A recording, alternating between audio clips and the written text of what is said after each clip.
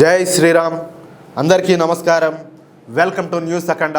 నేను మీ కస్తూరి శ్రీధర్. మిత్రులారా, ఉత్తరప్రదేశ్ మాజీ ముఖ్యమంత్రి సమాజ్వాదీ పార్టీ అధినేత అయినటువంటి అఖిలేష్ యాదవ్ రాజకీయ ప్రస్థానంలో మత రాజకీయాలు, కుల సమీకరణాలు ఎప్పుడు కూడా చర్చనీయాంశంగానే ఉంటా వచ్చినాయి. ములాయం సింగ్ యాదవ్ స్థాపించినటువంటి ఈ పార్టీని అఖిలేష్ యాదవ్ ఆధునిక పుంతలైతే తొక్కించినప్పటికీ సాంప్రదాయ ఓటు బ్యాంక్ రాజకీయాలను ఈ అఖిలేష్ యాదవ్ ఎంత మాత్రం కూడా వదులుకోవాలా. సమాజ్వాదీ పార్టీకి మొదటి నుంచి కూడా ముస్లింలు అలాగే మన యాదవ సోదరులు ప్రధాన ఓటు బ్యాంకుగా ఉంటా వచ్చినారు. ఇక్కడ మన కర్మల్లా ఇదే. సపోజ్ ఇప్పుడు అక్కడ చూడండి, ఉత్తరప్రదేశ్ లో యాదవులు కాబట్టి సమాజ్వాదీ పార్టీకి సపోర్ట్ చేస్తున్నారు. ఎందుకంటే దాన్ని స్థాపించింది వచ్చేసి ములాయం సింగ్ యాదవ్ కాబట్టి.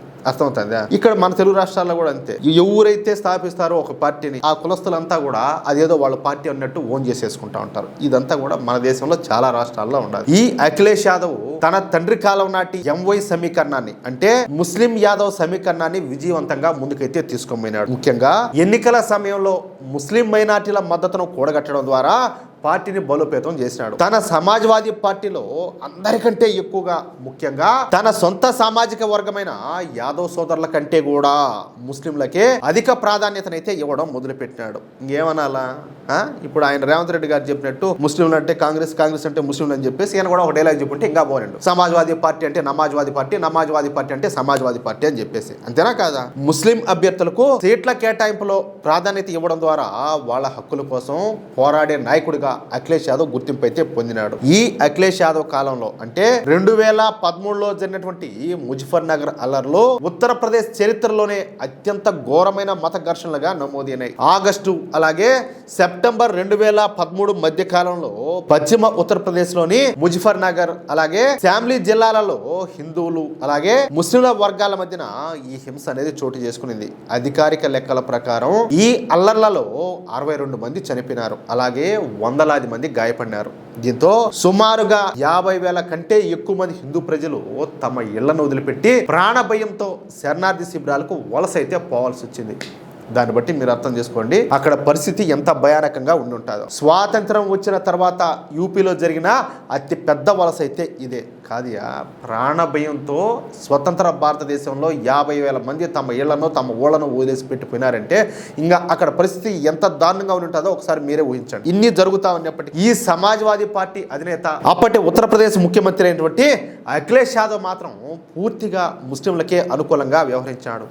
సాటి హిందువులను అసలు మనుషులుగా కూడా గుర్తించాల. అందుకే అప్పటి నుంచి ఈ సమాజ్వాదీ పార్టీను నమాజ్వాదీ పార్టీ అని చెప్పేసి పిలవడం మొదలుపెట్టినారు. అయితే ఉత్తరప్రదేశ్ లో వచ్చే సంవత్సరం, అంటే రేపు సంవత్సరం అసెంబ్లీ ఎన్నికలు అయితే జరగనున్నాయి.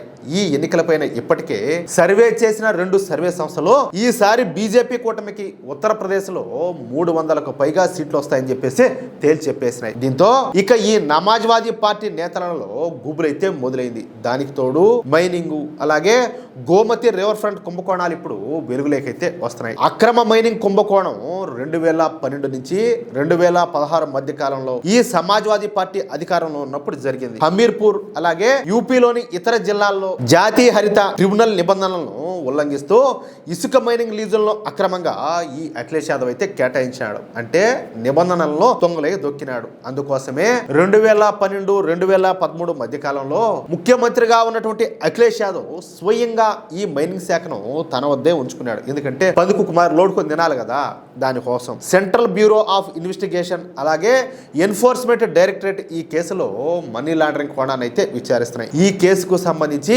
అఖిలేష్ యాదవ్ ను కూడా సాక్షిగా విచారించడానికి సిబిఐ వాళ్ళు సమన్లు కూడా జారీ చేశారు. ఇక గోమతి రివర్ ఫ్రంట్ కుంభకోణాన్ని విషయానికి వస్తే, ఇది లక్నో గుండా ప్రవహించేటటువంటి గోమతి నదిని అందంగా తీర్చిదిద్దేందుకు అఖిలేష్ యాదవ్ ప్రభుత్వం 2015లో ప్రతిష్టాత్మకంగా ప్రారంభించినటువంటి ప్రాజెక్టు. ఇదేం ప్రేమతో ఏం కాదు. ఈ ప్రాజెక్టు మొత్తం బడ్జెట్ సుమారుగా 1513 కోట్లు.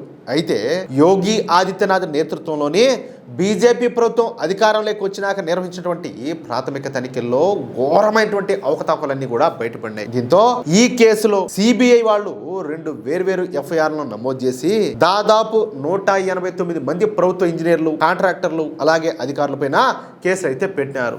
దీంతో ప్రస్తుతం ఈ 2 పాత కుంభకోణాల కేసుల దర్యాప్తు అనేది వేగవంతం కావడం, పైగా అఖిలేష్ యాదవ్ కు సమన్లు కూడా పంపిస్తా ఉండటంతో ఇక ఈ సమాజ్వాదీ పార్టీలోని ఎంపీలకు నిద్ర అయితే పట్టి సావడం లేదంట. అంటే ఈ 2 స్కాముల్లో ఈ అఖిలేష్ యాదవ్ రేపో మాపో జైలుకు వెళ్ళడం ఖాయంగా కనపడడంతో ఇక తమకు రాజకీయ జీవితం లేదనుకుని భావిస్తున్నటువంటి ఈ సమాజ్వాదీ పార్టీ ఎంపీలు ఇప్పుడు బీజేపీ వైపు చూస్తున్నారంట. ఈ క్రమంలోనే ఉత్తరప్రదేశ్ మంత్రి సుహేల్ దేవ్, అలాగే భారతీయ సమాజ్ పార్టీ చీఫ్ ఓం ప్రకాష్ రాజ్బరు నిన్న బుధవారం రోజున సోషల్ మీడియా వేదికగా ఒక పెద్ద బాంబు అయితే పేల్చినారు. సమాజ్వాదీ పార్టీలోని 25 మంది ఎంపీలు బీజేపీతో టచ్ లోకి వచ్చారని, పైగా సమాజ్వాదీ పార్టీ సీనియర్ నేత అయినటువంటి రామ్ గోపాల్ యాదవ్ ఇప్పటికే కేంద్ర హోంమంత్రి అమిత్ షాకు ఒక లేఖను కూడా సమర్పించారని చెప్పేసి ఈ రాజ్బర్ క్లెయిమ్ చేసినాడు. అంతేకాకుండా మరో బీజేపీ నేత, అలాగే ఉత్తరప్రదేశ్ డిప్యూటీ సీఎం అయినటువంటి కేశవ్ ప్రసాద్ మౌర్య కూడా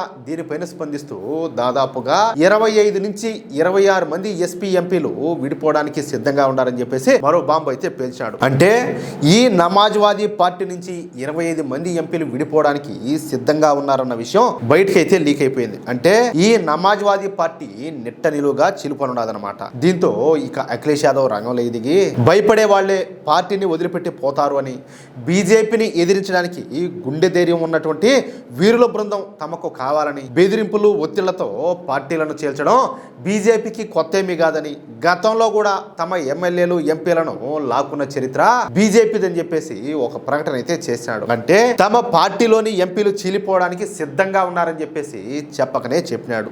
ఈ విషయం పైన మరొక వారం రోజుల్లో పూర్తి పిక్చర్ అయితే రానున్నది. అది విషయం మీరు కూడా చూసే ఉంటుంటారు. ఈయన గారు ముఖ్యమంత్రిగా ఉన్నప్పుడు కావచ్చు, లేకపోతే ఈయన గారు లోక్సభలో ఎంపీగా ఉన్నప్పుడు కావచ్చు, ఏం మామూలుగా నా హిందువుల మీద ఈయన విషయం చెప్పిందా, భారతదేశాన్ని ముక్కలు ముక్కలు చేయాలని చెప్పేసి ప్రయత్నం చేసిన వాళ్ళలో ఆ తొకడ గ్యాంగ్లో ఈయన కూడా ఒకడు. ఇంకా ఆ పాపం ఏం ఊరికేనే పోతుందా, అందుకని ఇప్పుడు జరగాల్సిందంతా కూడా జరుగుతుంది. ఏమంటారా మిత్రులారా? ఈ న్యూస్ కనుక మీకు నచ్చినట్లయితే వెంటనే ఈ వీడియోను లైక్ చేసి మీ మిత్రులకు, అలాగే మీరు ఉన్నటువంటి వాట్సాప్ గ్రూపుల్లోనూ తప్పనిసరిగా షేర్ చేయండి. అలాగే ఈ వీడియో పైన మీ యొక్క అమూల్యమైనటువంటి అభిప్రాయాన్ని ఖచ్చితంగా కామెంట్ రూపంలో తెలియజేయండి. ఎందుకంటే ఈ అఖిలేష్ యాదవ్ చేసినటువంటి పాపాలకు ఎంతో కొంత ప్రాయశ్చిత్తం అనేది ఉండాలి కదా, దాన్ని ఆయన కాకపోయినా ఆయన ఎంపీలు అయితే పాటిస్తున్నారు. అలాగే ఇంతవరకు మీరు కనుక మన ఛానల్ను సబ్స్క్రైబ్ చేసుకున్నట్లయితే ప్రతి ఒక్కరు కూడా మన ఛానల్ను సబ్స్క్రైబ్ చేసుకోండి, సపోర్ట్ చేయండి ప్లీజ్. జై శ్రీరామ్, జై హింద్, భారత్ మాతాకి జై.